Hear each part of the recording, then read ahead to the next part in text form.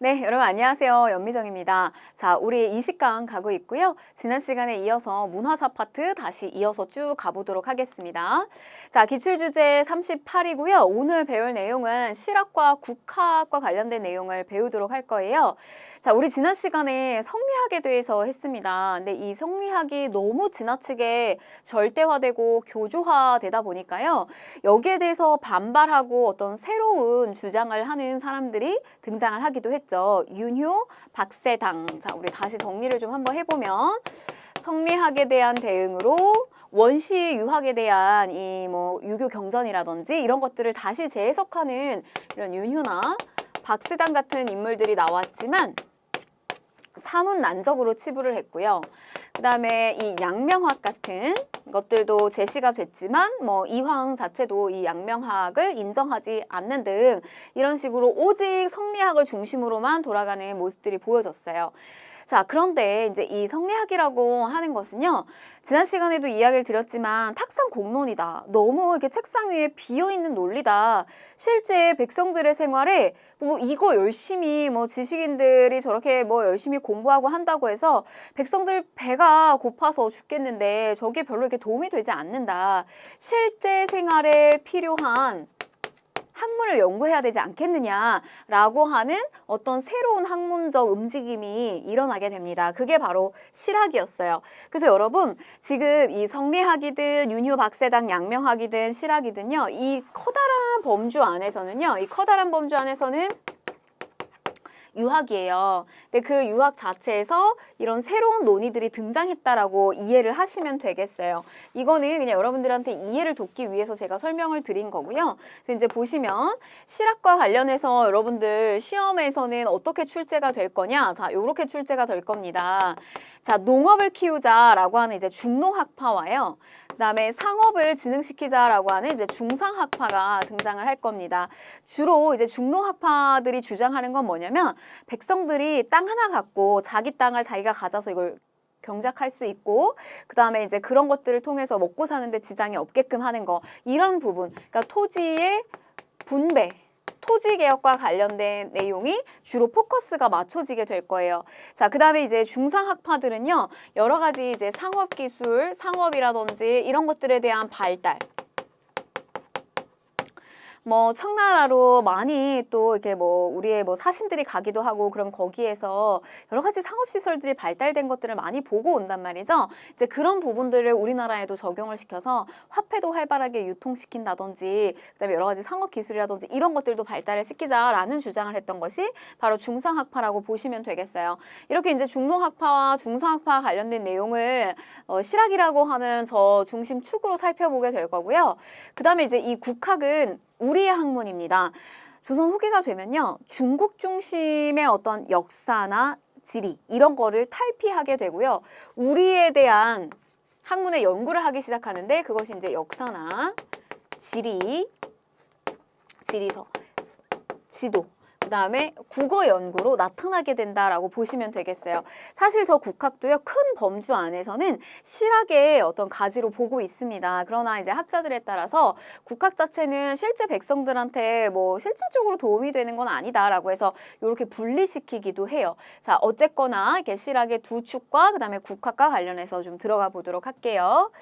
자, 먼저 이제 이 실학 배경은 양반사회의 모순을 개혁하기 위해서 성리학을 비판하는 실학이 등장을 하게 된다. 자, 그런데 이제 이거를 누가 주장을 하느냐?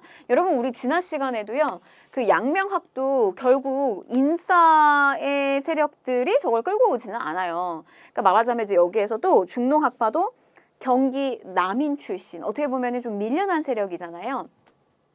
남인, 그다음에 이제 이 경기 남인 출신들로 자영농의 육성을 강조하고 농업 중심의 개혁론을 제시하였다.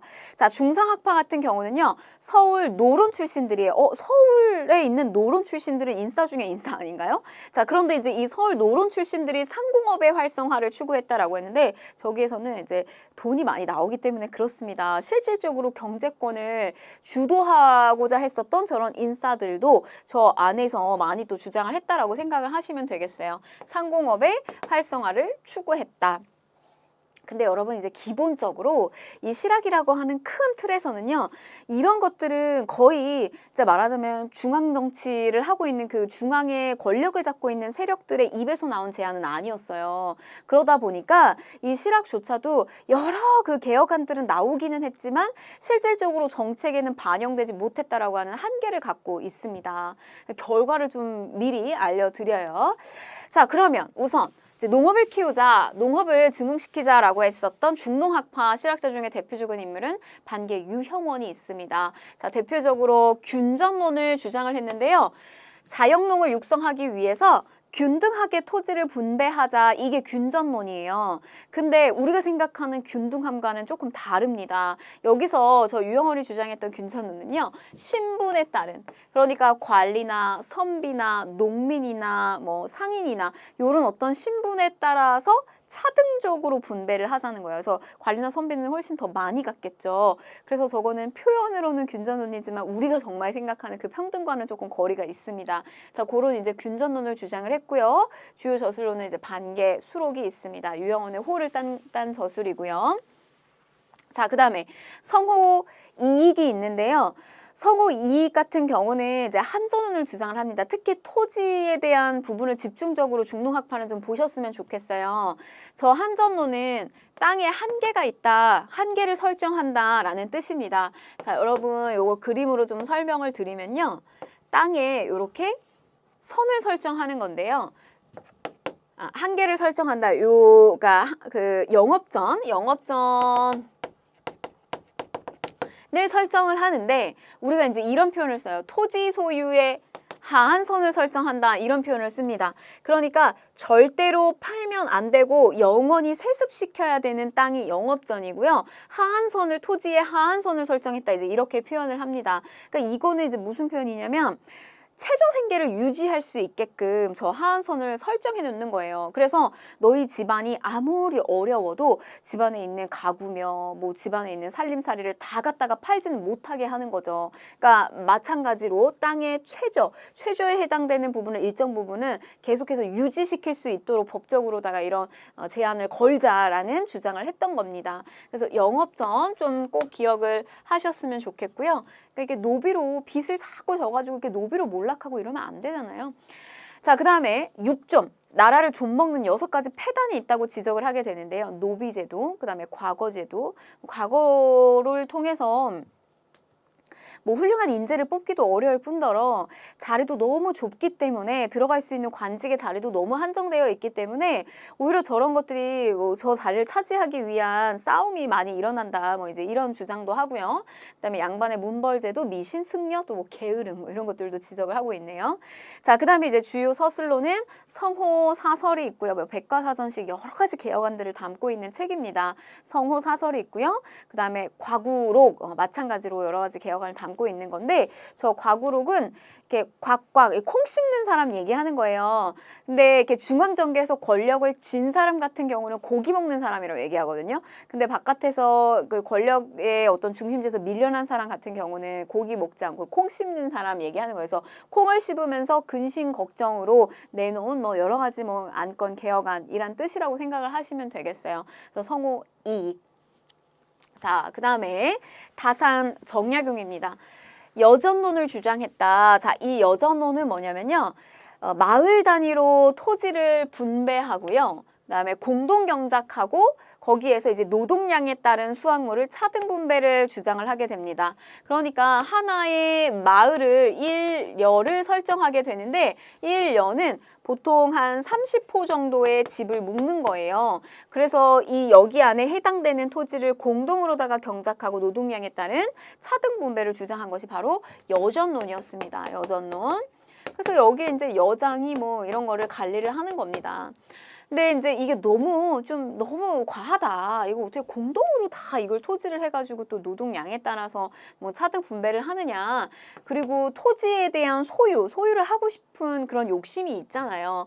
그래서 여기에 대한 이제 타협안으로 주나라에서 이상적으로 생각하는 이 정전로, 이게 우물정자잖아요. 그래서 이 구획에 따라서, 근데 우리나라는 이렇게 평지보다 산지가 많이 또 있어가지고 이렇게 정자로다가 구획을 명확하게 할 수는 없다 그래요. 그래서 우리의 어떤 실정에 맞게끔 대략적으로 이렇게 정자 형태로다가 구획을 나눠서 일정 부분 토지를 이 구획마다 이제 갖고 소유를 하고, 가운데 있는 이 부분에 대한 토지를 이제 공동으로 경작해서 여기에서 이제 세금을 함께 내자, 뭐 이런 정전론에 대한 제안으로 타협을 또 하기도 했다라고 하는 거죠. 여전론, 정전론, 이걸 주장한 사람은 다산 정약용이에요. 자, 그런데 여러분, 이 정약용은요 별명이 있습니다. 이 별명이 뭐냐면 꽃기호예요. 꽃기호. 여기저기 다 낀다는 뜻입니다. 이 꽃기호가.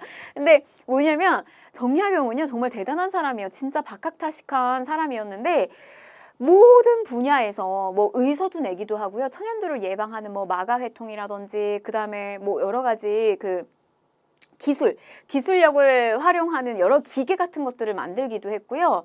그 다음에 또 이런 어떤 토지제도에 대한 개혁안, 그 다음에 상업에 대한 또 상업 발전과 관련된 이야기들, 이런 것들도 했습니다. 그래서 이제 앞으로 쭉 한번 살펴볼 텐데요. 자, 기기도서를 참고하여 거중기를 제작한 사람이 또 정약용이에요. 그래서 수원화성을 축조하는데 적은 노동력을 써서 저거를 만드는데도 또 기여를 했고요.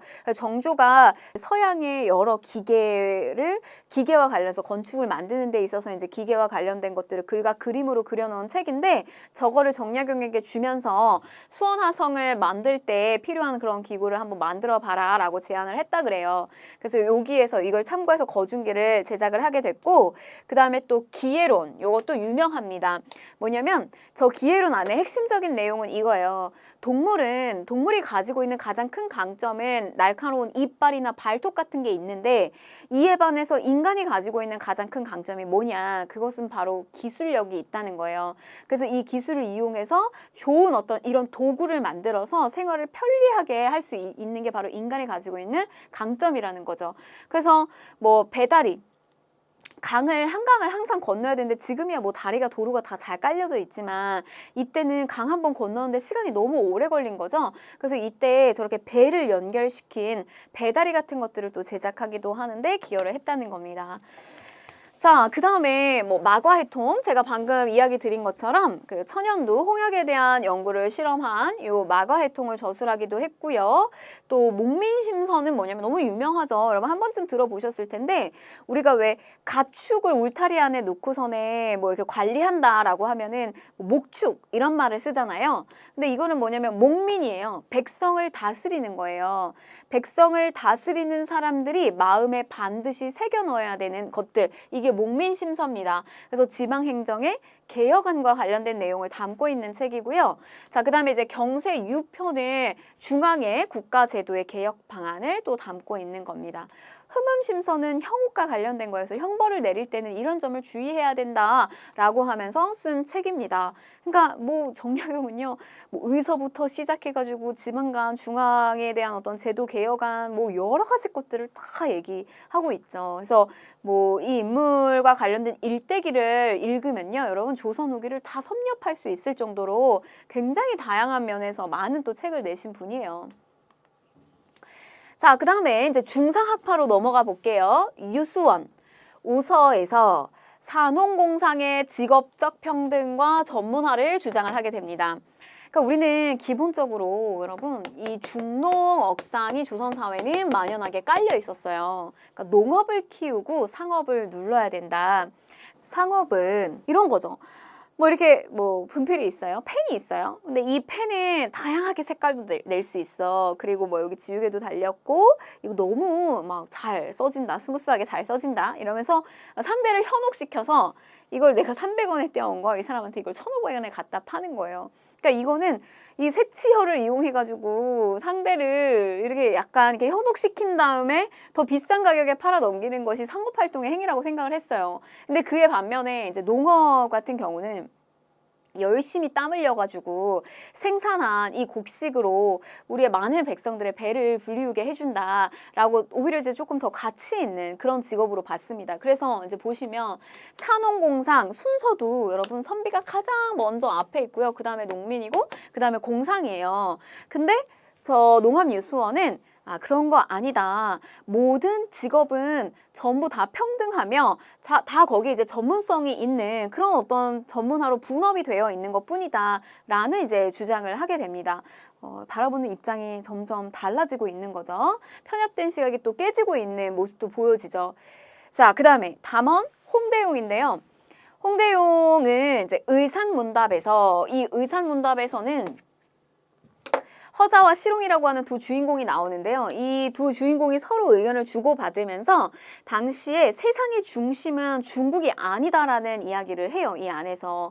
그래서 지구가 돌기 때문에 지구가 돌기 때문에 어느 곳을 바늘로 찔렀을 때도 이건 중국이 중심이 될 수도 있고 우리나라가 중심이 될 수도 있다. 세계의 어느 나라도 다 중심이 될 수 있다라는 주장을 하게 됩니다. 기존에 땅은 네모났기 때문에 이 네모난 땅에서 중심은 중국밖에 없어라고 하는 그런 시각을 탈피한 거예요. 그리고 이제 무한 우주론에 대한 주장도 하면서 이제 중국 중심의 세계관을 비판하게 되고요. 자, 그 다음에 혼천이를 제작하는데요. 이 혼천이는 여러분 세종 시기 때도 나와요. 근데 이제 세종 때의 혼천이와 요때 혼천이는 조금 다릅니다. 그 원리가 다른데요. 여러분들이 그 다른 원리까지 이해하실 필요는 없고요. 뭐 이때 이제 톱니바퀴를 돌리면서 이제 천체의 운행과 위치를 측정하는 기구 혼천이를 홍대용이 제작했다는 거, 또 의산문답, 임하경륜이 있습니다. 자, 다음 이제 연암 박지원인데요. 청의 문물을 적극적으로 수용하자. 그리고 수레와 선박의 이용을 강조합니다.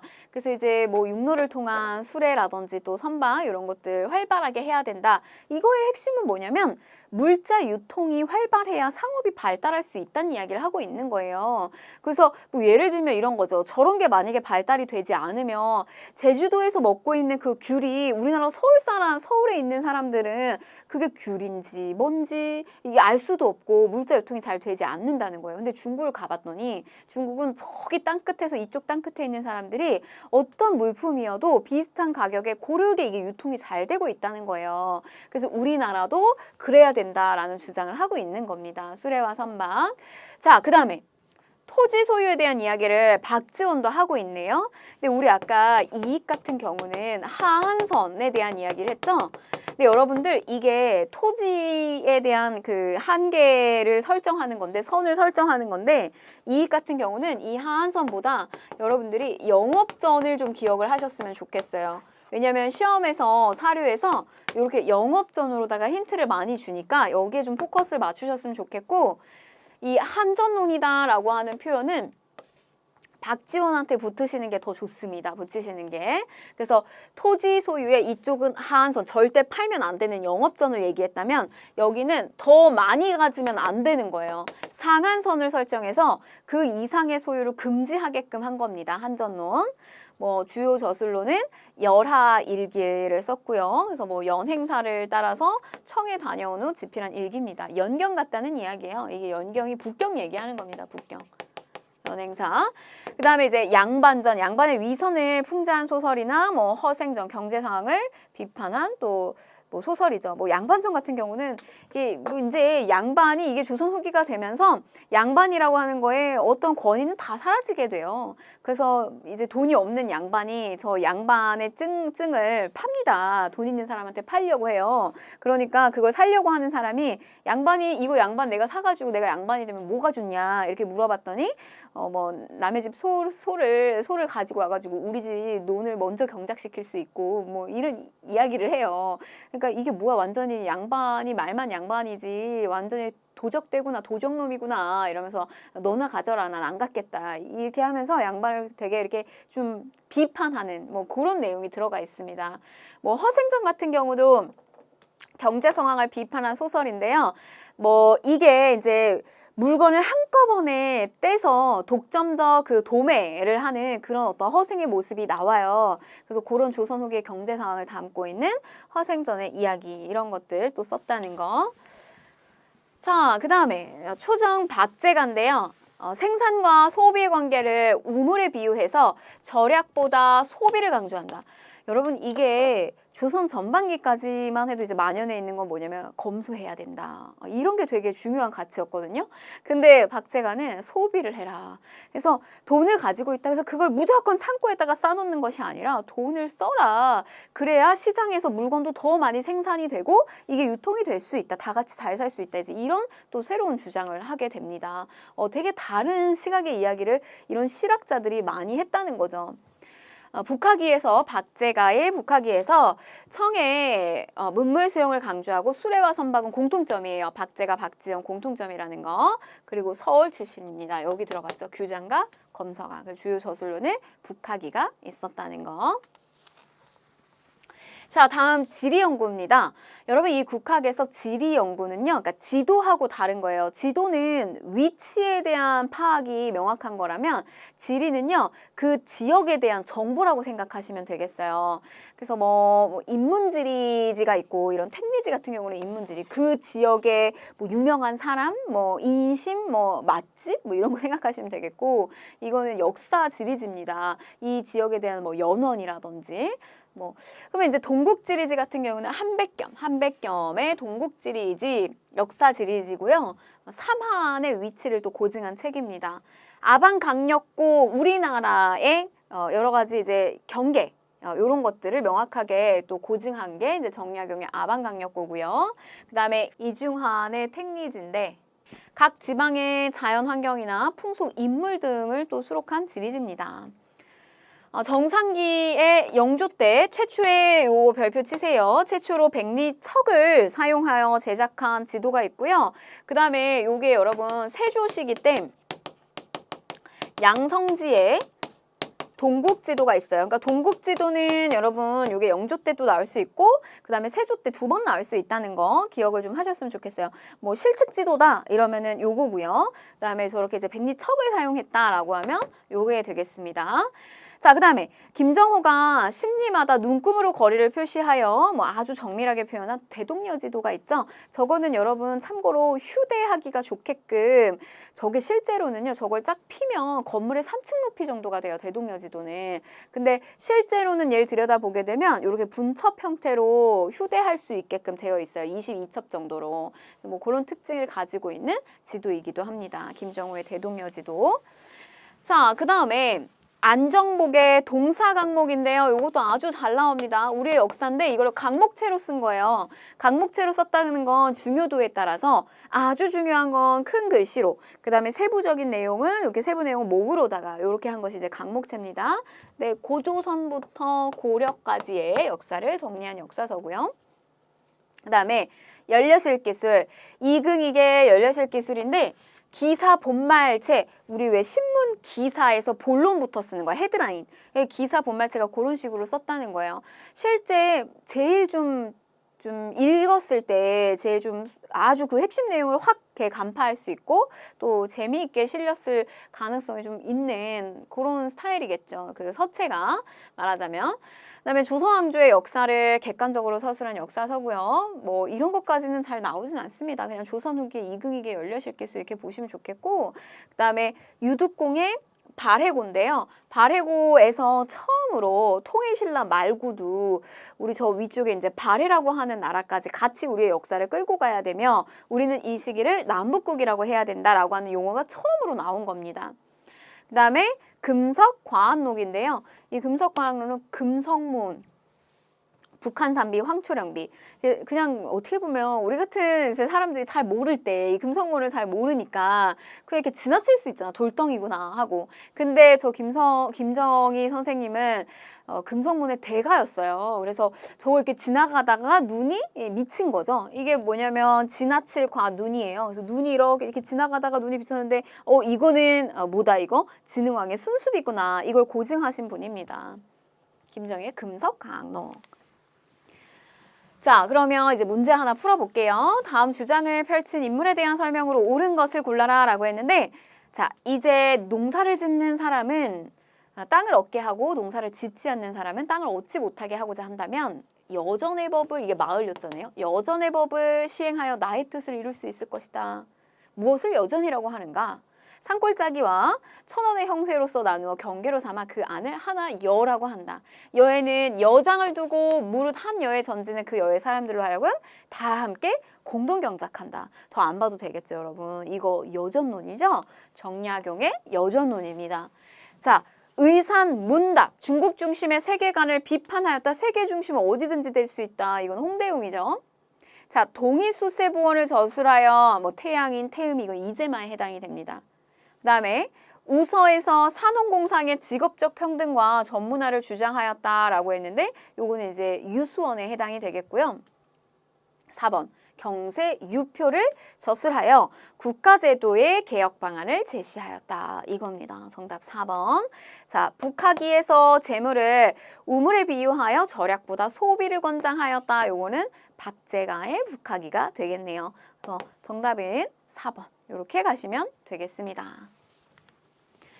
자, 다음 이제 기출 주제 39고요. 조선 후기 문화의 새로운 경향인데 지금 이 파트와 관련해서는 이 후기가 되면 일반 서민층 중에서도요. 돈을 많이 경제적으로 부유하게 되고 이렇게 되면서 문화라고 하는 것이 양반층들만 누릴 수 있는 이런 것이 아니라 이런 서민들 중에서도 문화를 향유하게 되는 그런 점들이 이제 새로운 경향입니다. 그래서 그런 것들을 좀 초점 맞춰서 공부하시면 되겠어요. 자, 가볼게요. 판소리. 감정 표현이 직접적이고 솔직하여 서민 문화의 중심으로 성장함. 이 판소리는 우리나라의 뭐 대표적인 이제 공연이라고 보시면 되겠는데 이런 그 서양이 다른 나라와의 독특한 특징이 있다 그래요. 저 판소리는 이게 사람들이 많이 몰린 곳에서 마당을 깔고 이렇게 하잖아요. 근데 이게 혼자 하는 공연이 아니에요. 저기에서 이렇게 여기서 이제 주인공들이 나와서 뭐 이렇게 막 이렇게 판소리 하다가도 뭐 저쪽에서 이제 민중들이 백성들이 같이 추임새를 넣어주기도 하고 이렇게 같이 어울리거든요.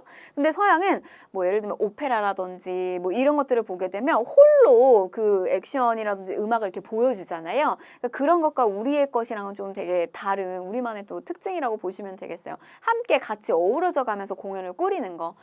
탈춤 뭐 마찬가지죠. 그래서 마을 구세 일부로 공연이 되었고, 근데 이제 여기 이게 내용을 보게 되면 아주 그 민중들의 감정을 직접적이고 노골적이고 적나라하게 표현하는 것들이 뭐 굉장히 많았다는 거. 산대놀이, 가면극이 오락으로 정착된 것인데 저렇게 이제 산대라고 하는 무대를 꾸며요. 근데 저 무대를 꾸밀 때 돈이 있는 사람들이 또 저런 걸 적극적으로 지원해줘서 저런 놀이를 할 수 있도록 해줬습니다. 그래서 상인과 중간층의 지원을 받아서 성행하기도 했다. 자, 그 다음에 이제 한글 소설. 홍길동전과 춘향전 등의 한글 소설이 유행을 했고요. 이거 여러분 좀 체크하세요. 최초의 한글 소설이 뭐냐라고 하면 홍길동전이에요. 뭐 내용도 역시 그런 거죠. 이제 뭐 서울 출신, 뭐 첩의 자식으로 태어나서 호부호형을 아버지라 부르지 못하고 형을 형이라 부르지 못하는 이런 어떤 자신의 그 차별받는 그 서울들에 대한 것들도 대변하고 있는 그런 이제 한글 소설 유행했고요. 또 뭐 여성들을 중심으로 돈을 주고 소설을 대여하는 뭐 새 책 이런 것들도 성행을 했습니다. 사설시조인데요. 사설시조는 너 왜 이렇게 사설이 길어? 너 왜 이렇게 말이 많아?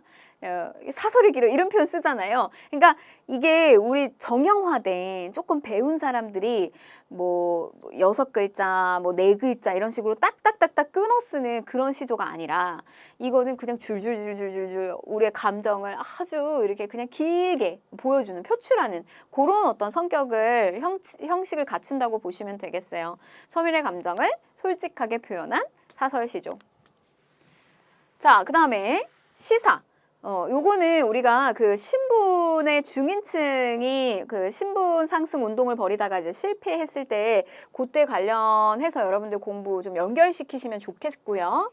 그 다음에 이제 위항문학이다라고 했는데 저 위항이라고 하는 거는 뭐냐면 별로 이렇게 고른 땅이 아니라 구불구불한, 그래서 조금 신분이 높은 양반층들이 다니는 이런 좋은 땅이 아니라 이렇게 뒤쪽으로 굽이굽이 지어져 있는 그런 데를 다니는 사람들을 이야기하는 거예요. 그러니까 중인층 얘기하는 겁니다. 이런 사람들의 이제 문학이란 뜻이에요. 그래서 뭐 서울을 중심으로 중인 이하의 서민 계층에 의해서 문학 활동이 활발하게 전개가 되었고 이항 견문록이나 또 연조기감 같은 이런 대표적인 책들이 있었다.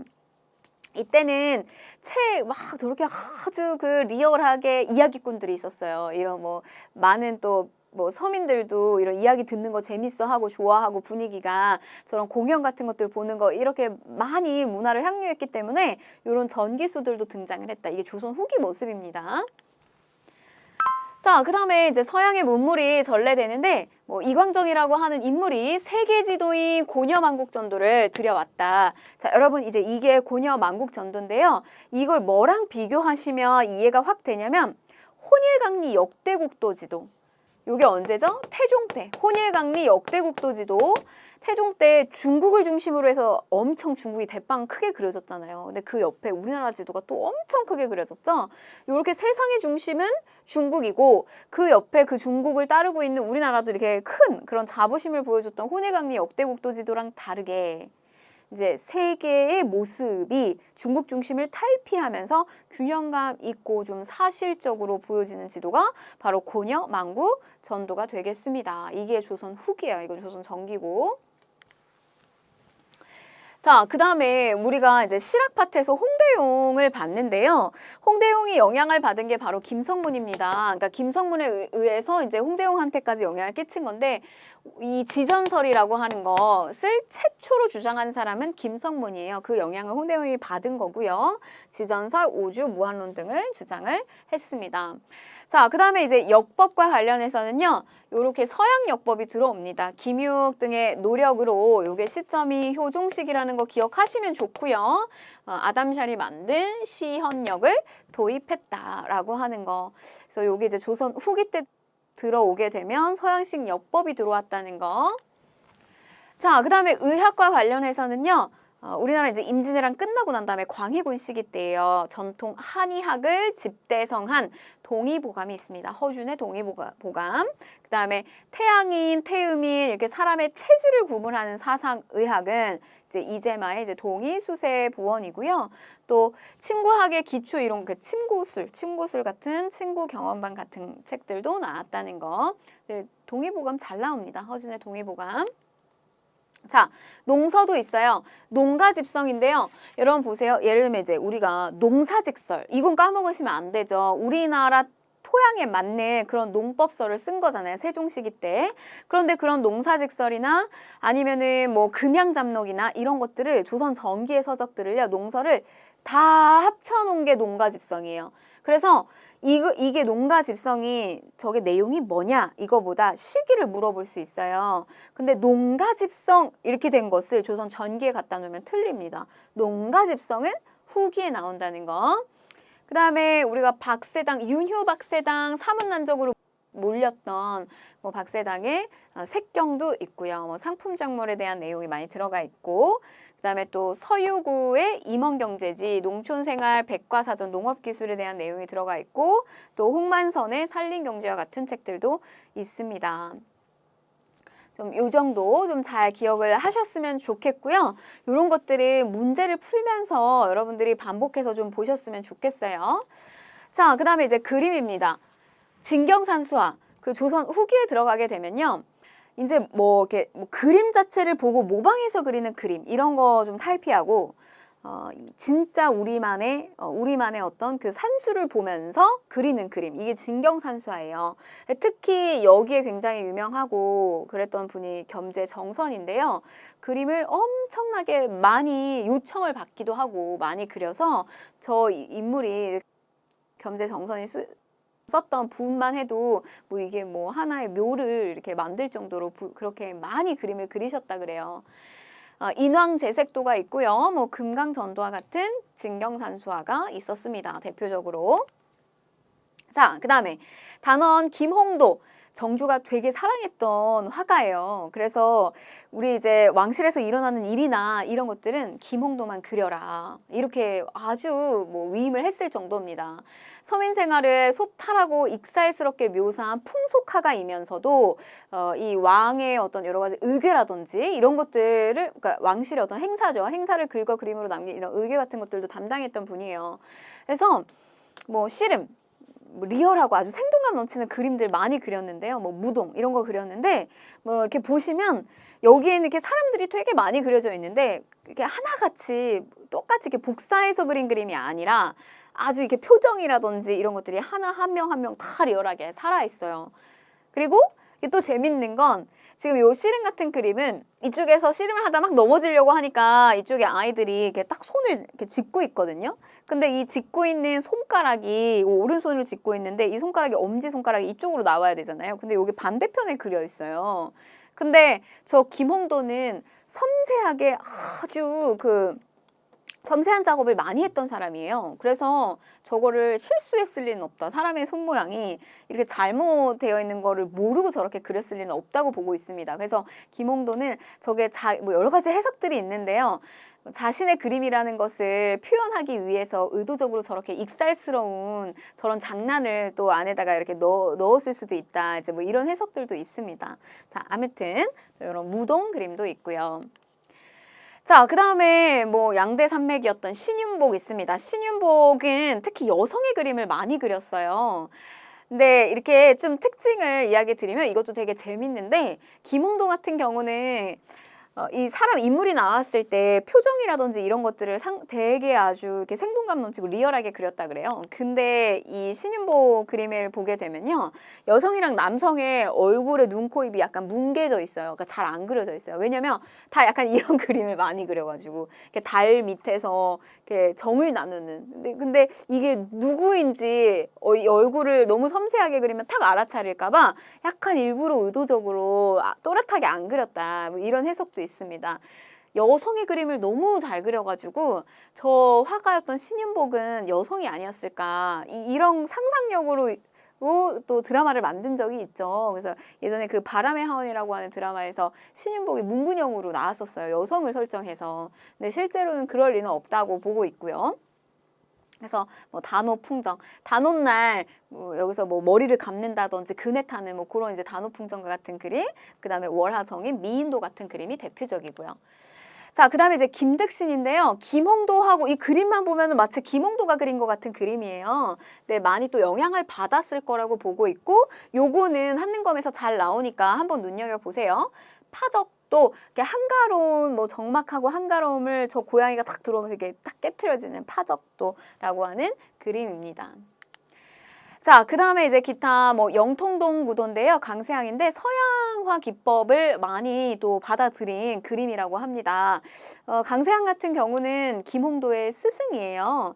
그래서 뭐 당시 그 안산 일대에서 이 강세왕이 머물렀을 때 또 그 영향을 많이 받았다라고 합니다. 자, 아무튼 뭐 원근법이라든지 서양화 기법을 많이 영향을 받은 그림이라는 거. 자, 그 다음에 요거는 이제 김정희의 우리 금석관록 배웠잖아요. 그 금성문의 대가였던 김정희의 또 세한도입니다. 세한도 춥다. 요 얘기하는 거거든요. 한이 찰 한자인데 이제 이거는 어떤 그 일화가 담겨져 있냐면 이 김정희가 어떤 정치적 상황에 연루가 돼서 유배를 가게 돼요. 근데 이 인물은 뭐 이렇게 청나라만 가도요. 너무 사실 뛰어난 사람이라 이런 금성문의 대가이기도 하고 뛰어난 사람이라 사람들이 다 저 김정희를 만나려고 했어요. 근데 그렇게 잘 나갔던 사람이 이렇게 이제 어떤 사건에 연루가 되면서 저렇게 유배를 가게 되니까 이제 아무도 찾아오는 사람이 없는 거죠. 근데 찾아오는 이가 누가 있었냐면 자신의 제자였던 이상적이라고 하는 인물이 있어요. 근데 그 인물이 자기의 스승이 저기서 너무 외로울까봐 맨날 이제 청나라에서 들어오는 새로운 어떤 책이라든지 이런 걸 매번 이렇게 갖다 주고 그랬대요. 김정희한테. 그러니까 이 김정희 선생님이 너무 감동을 받은 거죠. 근데 자기가 해줄 수 있는 게 없어요. 그래서 이 그림 하나를 이제 선물을 하게 됩니다.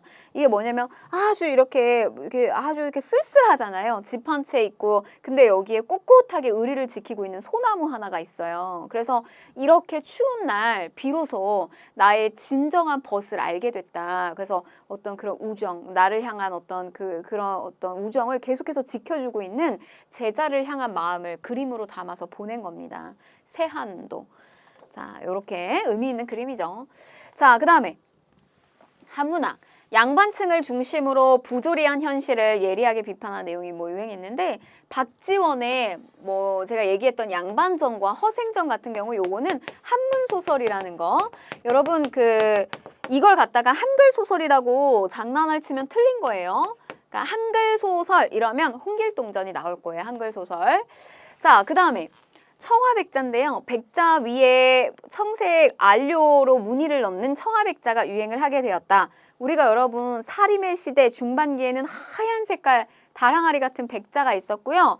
이 백자가 조선 후기로 가게 되면 이 백자 위에다가 청색 안료를 올리는 청화백자가 유행을 하게 됩니다. 청화백자. 그래서 여러분들이 고려청자부터 시작해서요. 그래서 순수한 고려청자, 상간기법이 들어간 거, 그 다음에 우리가 이제 분청사기가 조선 전기까지 유행을 하게 되죠. 그리고 중반기에 순백자, 그리고 그 백자 위에다가 저렇게 청색 안료가 올라가는 청화백자까지 정리를 하셔야 됩니다.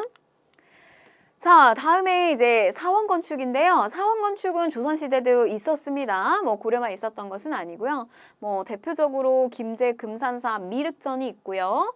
뭐 하엄사 각황전이나 보은 법주사 팔상전. 뭐 여러분 요 보은 법주사나 그다음에 공주 마곡사는 유네스코에 등재된 산사기 때문에 여러분들 기억하시는 게 좋고요.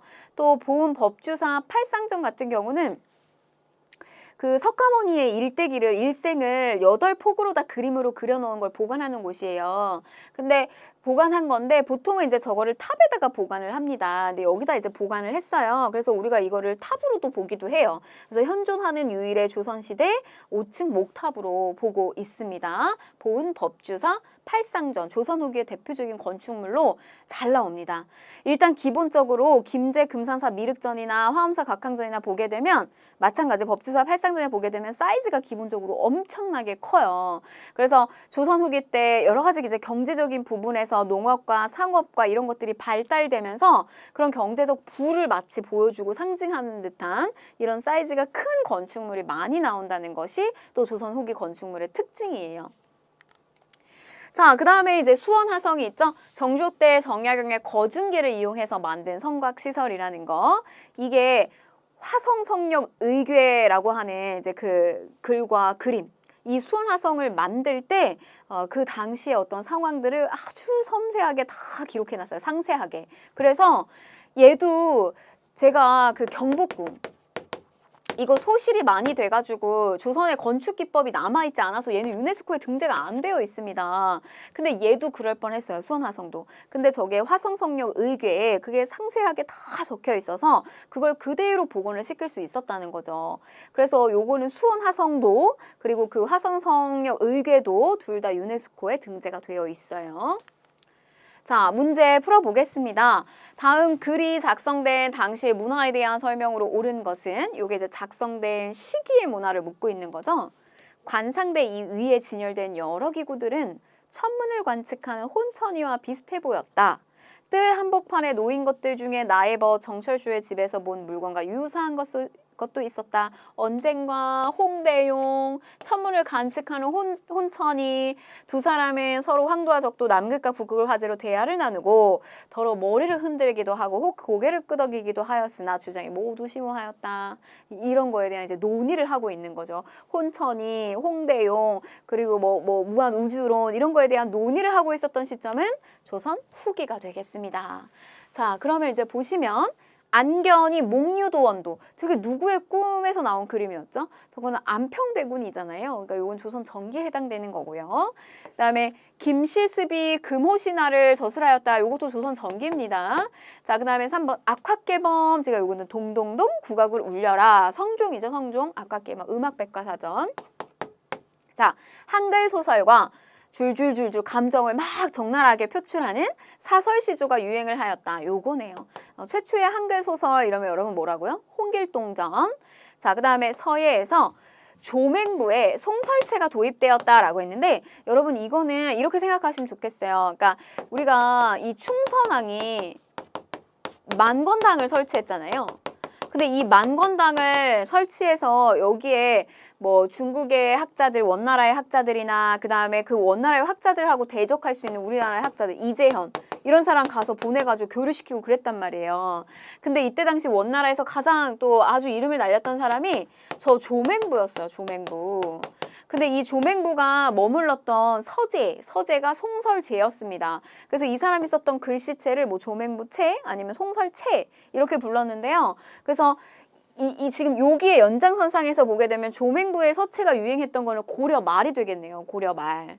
그리고 이제 고려 말에서 조선 전반기까지 유행을 하게 됩니다. 그래서 여러분 요 시기적 분위기를 조맹부 서체가 나온다라고 했을 때 시기적 분위기는 이렇게 떠올리시면 좋겠어요. 고려 말에서 조선 전반기. 그래서 정답은 4번 이렇게 되겠습니다. 자, 우리 그러면 조선시대 이렇게 문화사까지 다 마무리를 했습니다. 여러분들 고생 진짜 많이 했는데요. 자, 보시면 이제 어떤 거 많이 빈출이 되는가 보시면 일단 5위는 이황 나옵니다. 성리학이 나온다는 이야기예요. 그리고 성리학과 관련해서 이황과 이의를 비교하면서 선지가 출제가 될 거고요. 그 다음에 4위. 균역법입니다. 이 균역법은 균역법, 대동법 뭐 이런 식의 이제 영정법, 수치제도와 관련된 거 이거 반드시 나옵니다. 자, 그다음에 뭐 균역법 실시했었던 영조죠. 업적인데요. 이건 조선 후기에 대표적으로 영정주의 업적은 잘 출제가 될 거고요. 자, 그다음에 2위는 임진왜란입니다. 임진왜란 이거는 조선을 전기와 후기로 가르지르는 큰 사건이죠. 그래서 왜란과 호란 다시 한번 공부 열심히 하시고요. 마지막 1위는 자, 세종이네요. 빼놓을 수가 없어요. 그래서 이 세종이 8회 출제로 조선 전기의 왕의 업적으로 가장 많이 출제가 됐습니다. 세종은 뭐다? 세종은 갑이다. 세종은 갑인자. 마지막으로 여러분들한테 하나 더 암기시킵니다. 세종은 갑인자 이렇게 됩니다. 자, 1번. 자, 그래서 1위. 자, 그래서 조선시대 이렇게 마무리하고요. 자, 다음 강의는 우리 이제 근대 파트로 넘어가도록 하겠습니다. 네, 오늘도 고생하셨습니다.